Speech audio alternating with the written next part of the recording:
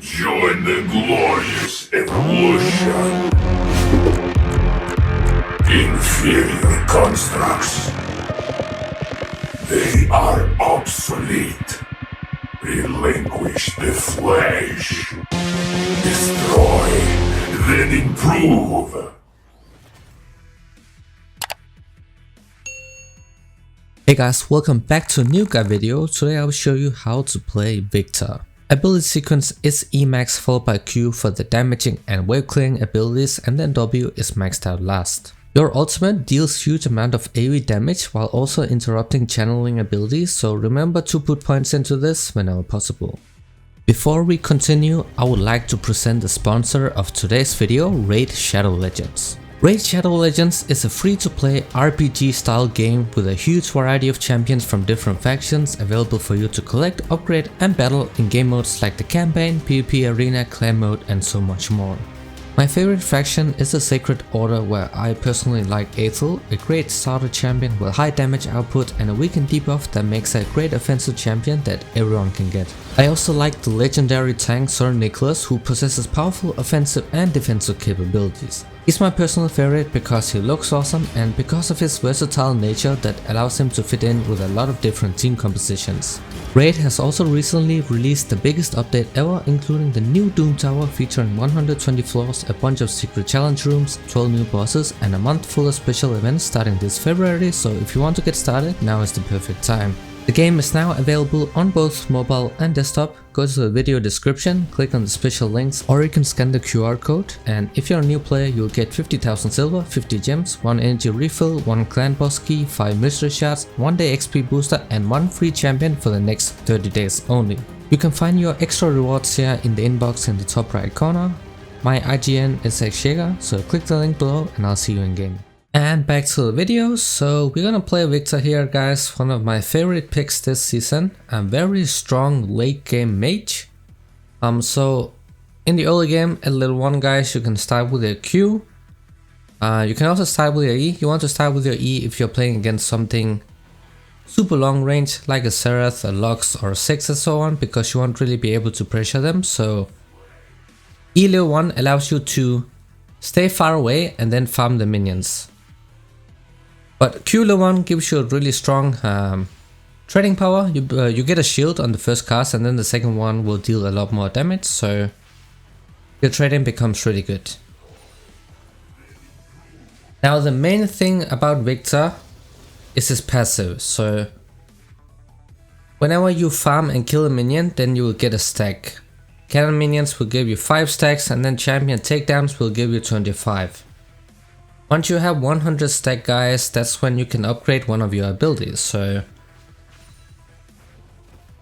always want to be upgrading your E first, because that gives you the strongest wave clearing ability in the game of basic abilities, because that allows you to shove the wave instantly just with one ability, right? So you always want that as your first upgrade, and then you go for Q second, which gives you some mobility.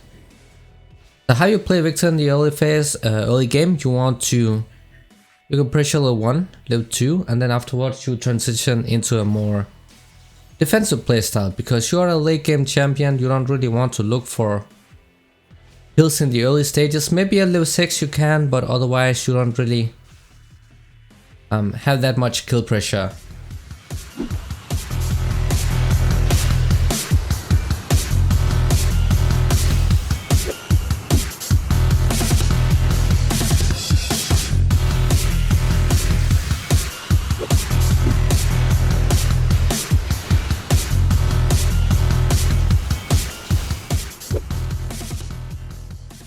So your main goal is just to farm up. You want to get as much CS as possible, and if you have decent farm, guys, then you should expect to have the first hex core at around 10 minutes or a bit earlier.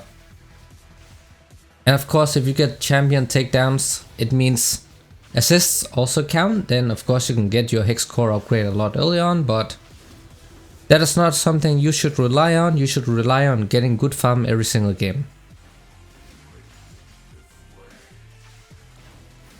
Your E laser, guys, the missile speed is really fast, so if you aim it properly, then it can be really, it's almost impossible to dodge because it is so fast.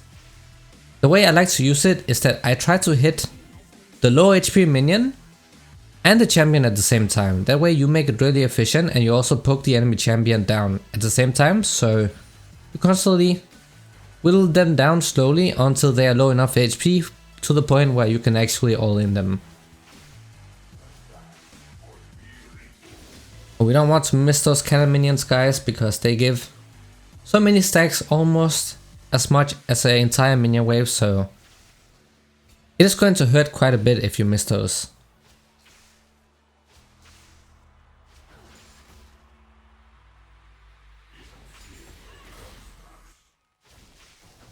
I'm gonna stay back here, so of course Viktor is very immobile, guys, especially in the early game before he has his Q upgraded, so if you get caught out of position, then there's a very high chance you're going to die. I'm just gonna freeze the wave here, so be forced to stay or to teleport.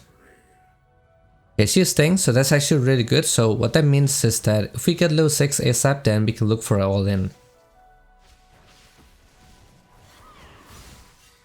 We don't really have that much mana either. And there's a Seraphine coming in, so most likely will not be able to get the kill here. We can just go ahead and recall here. So we have 51 stacks. We need 100 stacks for our first power spike pretty much, because that will allow us to clear the waves really fast. So that's where a lot of the matchups becomes playable for you, because you don't really need to interact with them. You can just constantly show out the waves, get all the farm, and then you just walk back and wait for the other wave to come. So when you have your first hex core, you also get prio over most other champions, so it gives you a lot of free time to roam, help out your jungler, get some vision down, and so on.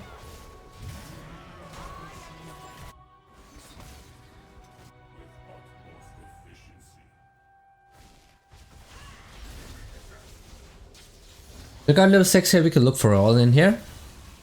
So W, guys, is going to stun when they are in the field for a long enough time, and our ultimate, the moment you cast it, it becomes a interrupting spell. So if you see somebody teleporting using a Malzahar ultimate or a Twisted Fate ultimate, then you can drop that ult right on top of them, and then it's going to interrupt channeling abilities. So that's very important to know.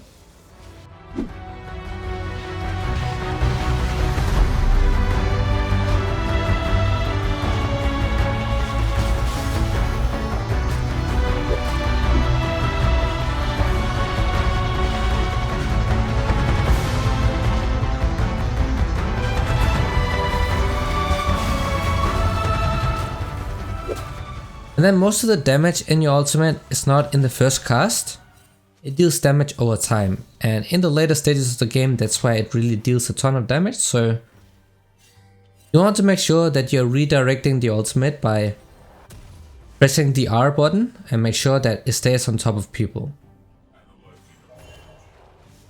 When you have your third hex core, then your abilities are also going to slow and your ultimate will move a lot faster, so it's harder for the opponents to dodge it at that point. We just need 10 more stacks, then we have the first hex core upgrade. Of course, we're going to get it a lot earlier because we got that solo kill. That doesn't really happen that often with Viktor unless you're playing against unless maybe you get lucky in an invade or so, or the opponent's trolling.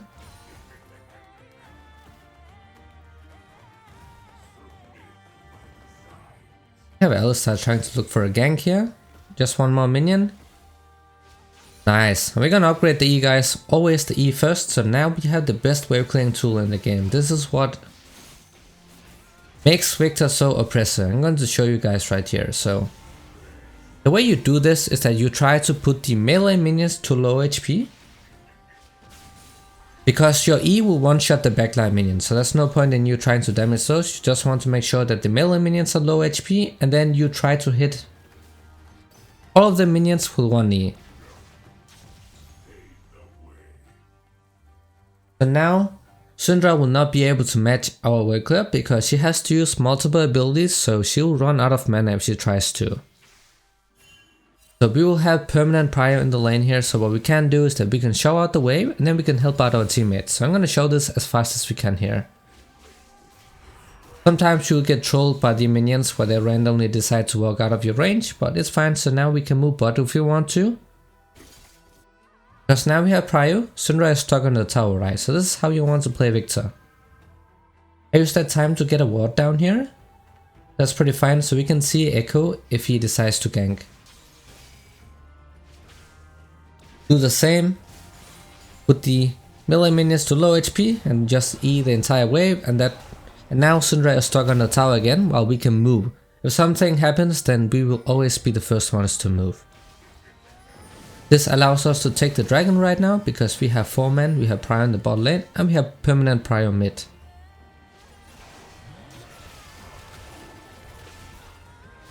So this is how you want to impact the game when you play Viktor, because he is not strong in the early game. He's one of the strongest champions in the late game. So obviously he doesn't really have that much damage in the early stages, but he has the best wave clear. So this is how you want to call the game out and have some impact before it actually ends, because Season 11, most games end in the early to mid game. And it is very snowbally, so the winning team usually snowballs out of control, especially in this seal here where I'm playing. This game is in Diamond 1 Master Tier, so people know what they're doing, right? So if they get a lead, then it's pretty much GG's.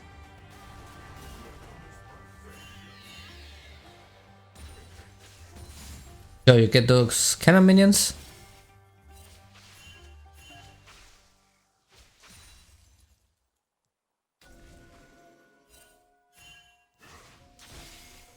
Just E inside the wave here. There we go, nice. Yeah, they're 3-man top, so we're just gonna push mid here. Want to make sure we are getting those tower plates. Syndra should be coming down as well. But this is how you punish if you see the enemy lane out roaming. You just want to show that wave in as fast as possible, and then you try to get the tower plates. And I do have mercs here, and that is because against Syndra, you want mercs. First of all, the MR is really good, but the tenacity is really useful because it lowers the time you are CC'd if you get hit by the stun, right? So it's harder for her to pull off the combos, and the fact that they also have Echo in the jungle and Seraphine bot lane, then they have multiple AP users, so it becomes even more efficient. If I'm not against a lot of AP champions, then I like to go for the Lucidity boots because they give you ability haste for your summoner spells and your abilities as well.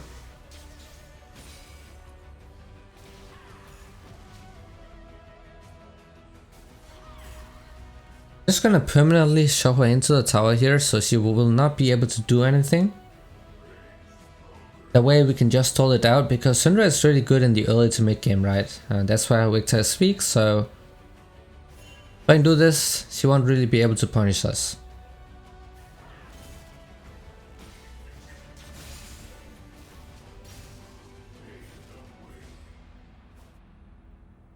So now I have prio again, so that means that Volibear will be able to get the scuttle. And Syndra will not be able to do anything. And your W, guys, it can be very hard to use probably if you're not used to Viktor. The way you want to use it is that if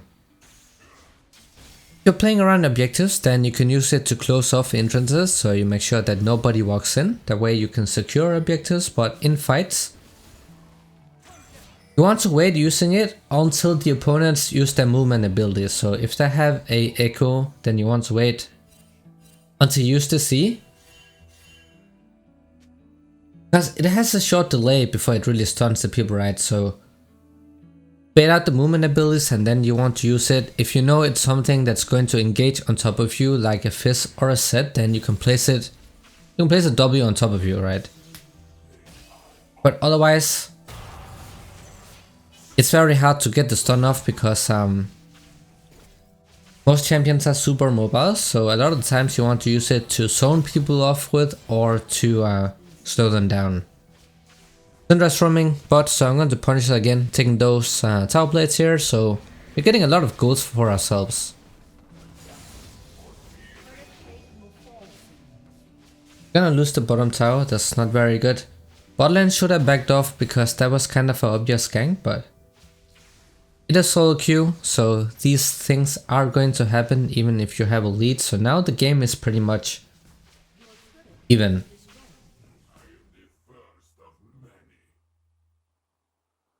So Syndra is sitting on 2 kills. It doesn't really matter though. We're just gonna keep doing what we did early on. Our game plan is to scale up. We want those 3 hex cores. We almost have the second one now. When you get the second hex core, you want to be upgrading your Q. Because that extra mobility is so important. It's what allows you to kite people and really make sure that you stay within range, or make sure that they don't get it within range. You want to constantly be kiting in fights when you play Viktor. It also allows you to dodge abilities and so on.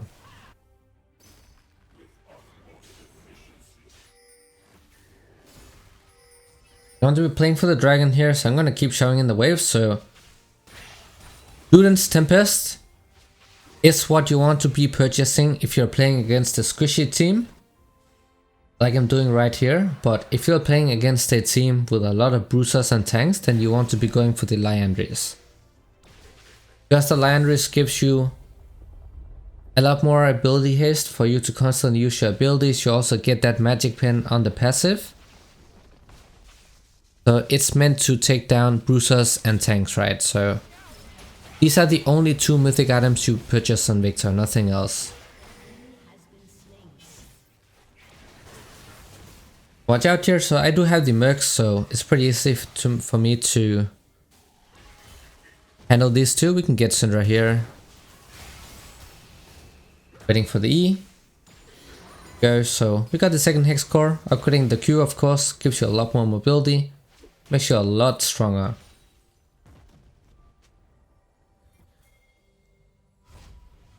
So at this point here, there are multiple AP users, right? So you can go for the Banshees. But the thing is, I'm super far ahead and I'm confident, so I'm gonna go for more burst damage. Perfect item for burst damage is Lich Bane. This basically allows us to one-shot people as soon as we have our core item. So when you have the mythic item, the Lich Bane and a Rabadon's Death Cap, then you're just gonna straight up one-shot all squishes. You can just pop ADCs with 2 abilities, 1 E and a Q. Alright. So double kill in the bot lane, that's fine. Ophelia should have waited, but it's alright. We can go for MF here as well. She's also extended. People don't really respect the gank potential.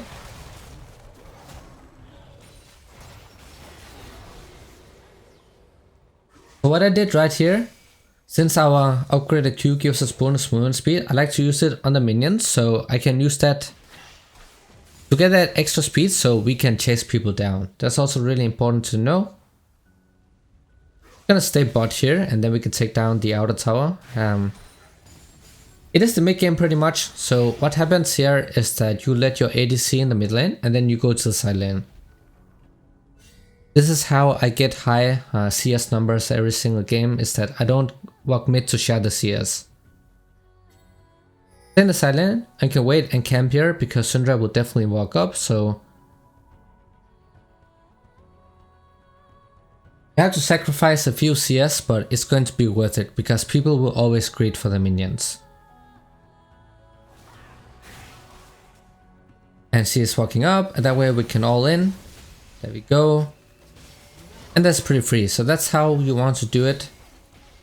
In the side lane, if you know that you can 1 versus 1 your opponent. And now we have the last hex core upgrade, so now we pretty much have a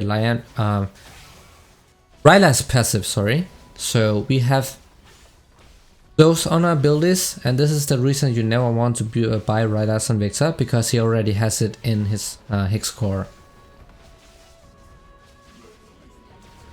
On top of that, the ultimate also moves a lot faster, so people will not be able to pretty much walk away from it anymore. You just want to make sure that you are close to your ultimate, otherwise it will slow down. Using the Herald and then playing around the objectives, that's what we want to do. We can use that E to poke with, it is going to deal a lot of damage. So it is still early on in the game, right? If the game hasn't passed 20 minutes yet, then you do not want to be taking the inhibitor because you won't really be able to close out the game and it just gives the opponent team free farm, so avoid taking the inhibitors too early on. It is something I'm saying a lot, is because I see this mistake very often, so if you see your team trying to take the inhibitor this early on, then just ping them back and let them know.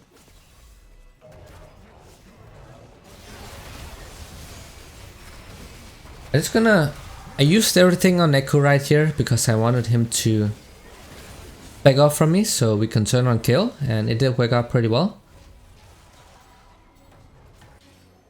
Now we have the Lich Bane, now we have a lot of burst damage, and then the next item really depends. You can go for Sonya's Hourglass. You can also go for Ravenous Death Cap, so you just straight out one-shot people. It depends on what you want. So since I have a pretty huge gold bounty, and I have a lot of burst and all in, then Sonya's Hourglass is a really good purchase here because it allows me to stay safe.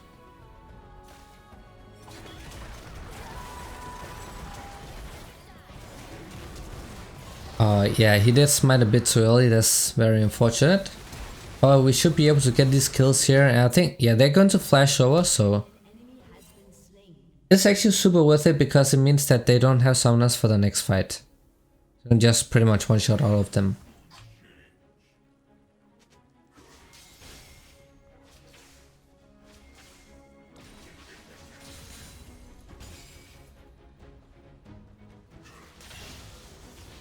So the Baron is free here. Ruin is pushing the sideline.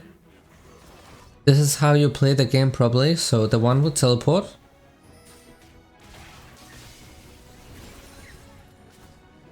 Normally goes to the sideline here, but we have Ignite Riven. It is fine though because the bottom tower is almost down, so we can apply a lot of pressure.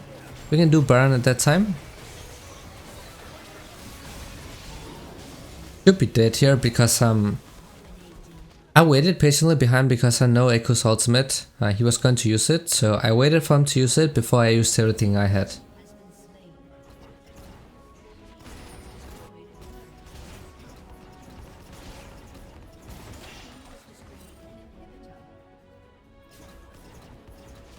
And we also know that Seraphine and Misfortune doesn't have their flashes up, so... Oh nice, Ruin's really good as well, so we have the second inhibitor here, and then if needed we can pressure for the Baron as well, but the game is pretty much closed out at this point. And it's gonna take all the farm I can here. Really, if you see any camps up, then make sure to take those because Viktor deals a lot of damage to the camps because of his Z, so make sure you get those as well, so you keep your CS number high.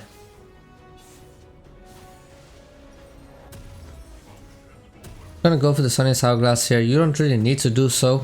If you want burst damage and huge team fighting damage, then you can go for the Rabadon's Death Cap, and if they're buying MR, then you can also go for the Void Staff. I'm just gonna build the Sonya's Hourglass for the safety here, so I don't end up giving away a huge gold bounty. You can go for Echo here as well. I use D first because then we can apply the slow from long range. He's gonna ult. There we go, and then I use my ultimate, so you constantly slow him down and then he should be dead. Oh, that was a pretty huge knock up as well, but the game is pretty much over now, so we can just go ahead mid and end it.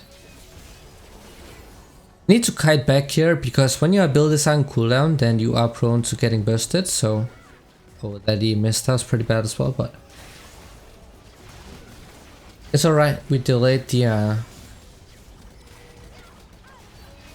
Kayle recall timer, so she won't be able to heal up that fast, so we can go ahead and end the game.